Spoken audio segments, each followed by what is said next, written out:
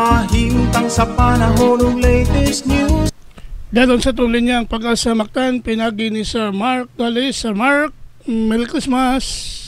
Merry Christmas, Sir Ariel. O sa itong mga sukintig kami na latest update.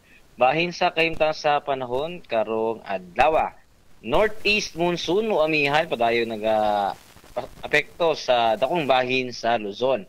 Samtang kining easterlies o kining hangin nagikan sa dagat Pasipiko, maoy nag-apekto karon sa mga silangang bahin sa Kabisayaan ug sa Mindanao.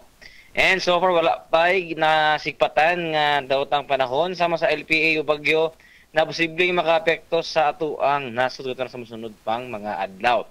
Pero karong adlaw diri sa may Eastern Samar, sa may Leyte o sa may Southern Leyte, sila makasinati ni matag-umon na kalangitan nga naay mga katag ng mga pag-uwan, pagpunog dog kilat, gumikan niining easterlies.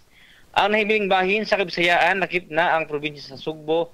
Karong adlaw makasinati ani manak sa panganuro ngadto sa patag-umon na kalangitan, na naa lamang mga patak-patak ug mga numalabay ng mga pag-uwan, pagpunog dog kilat, gumikan gihapon niining easterlies ug kining mga localized thunderstorms.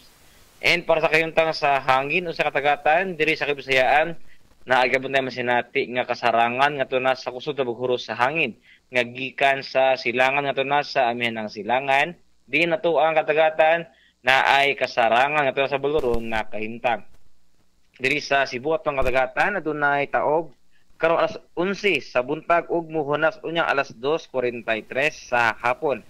Temperatura karong adlaw naa sa 27 hangtod 30 degrees centigrado.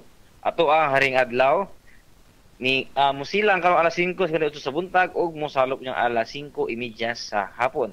Philippine Standard Time alas 5:20 na sa kabuntagon ug didakuto diri sa buhatan sa DOSC Pag-asa Mactan. Si Mark Gales, maayong buntag ug daghang salamat. Salamat sa Mark ya tong Usbon. Merry Christmas to Pag-asa Mactan. Good morning. Inyong debate si Sir Mark Galis ang atong widow specialist gikan sa Pag-asa Mactan. Mga pamuka Nga nagatong sa atong dagan sa kahimtang sa panahon nining adlawng Lunes. Pizza 25 tuig 2023. mga tinahan nga programa. Salamat sa Pag-asa Mactan. O Merry Christmas kaninyong tanan. Unong latest news, balita gikan sa TV stations. May pamukauban kang kubra in action. Ang autak o paminaw, sayo sa kabuntagon.